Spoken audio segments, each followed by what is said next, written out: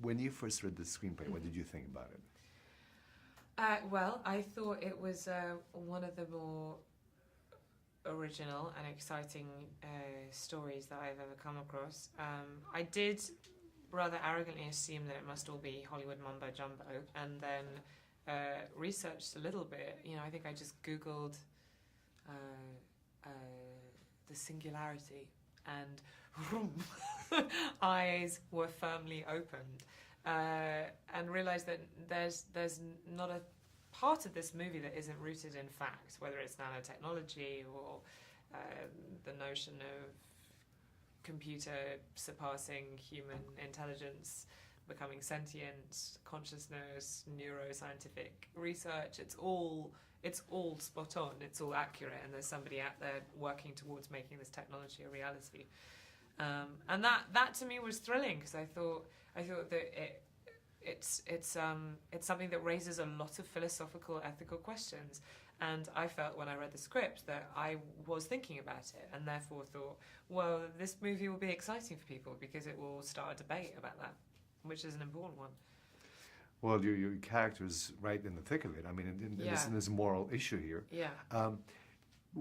When we first meet her, what's going on in her life?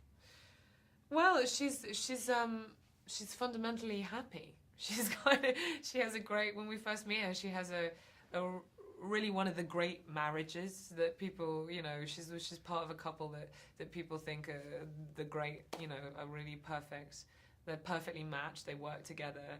They live together. They share everything. They're very happy.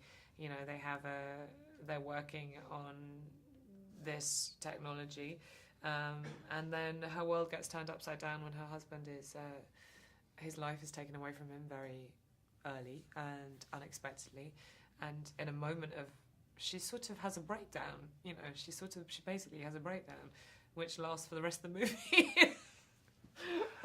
Yeah. Now, Johnny in real life and on computers, what's he like to work with? Just delightful. Just completely delightful. Annoyingly so, actually.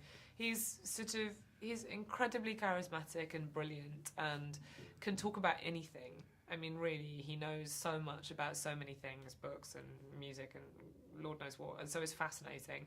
And is also just caring about the material. Like, he cares about the process of making a film, and he cares about the actor that he's acting with, and he was there for all of my scenes. There wasn't a single scene that he wasn't there for, so I will be forever indebted to him for that. Your character goes through, well, she has an arc, which is good. Yes, that is good. Often useful. Her opinion of what she's doing. When does it change? When does it? Well, I think that she spends a good, you know, couple of years of trying to live with this decision, and probably on some level knowing that she's done something which is morally questionable. Because how can she prove, once she's uploaded her husband to a computer, how can she prove that it's him? I mean, bar the fact that she can't touch him or have, you know, or his presence not being there in the same way. There's also the slightly muddy issue of how do you prove that someone's conscious? I mean, I couldn't, if you asked me to prove that I'm conscious now, I couldn't actually do it. I mean, this is something that has been philosophically challenged since, you know, Plato and Socrates and God knows what. But it's kind of, it's the same thing. And as the more that she lives with that, the more she begins to doubt that he could be him, her husband. And then she has to live with those consequences and try and make it right.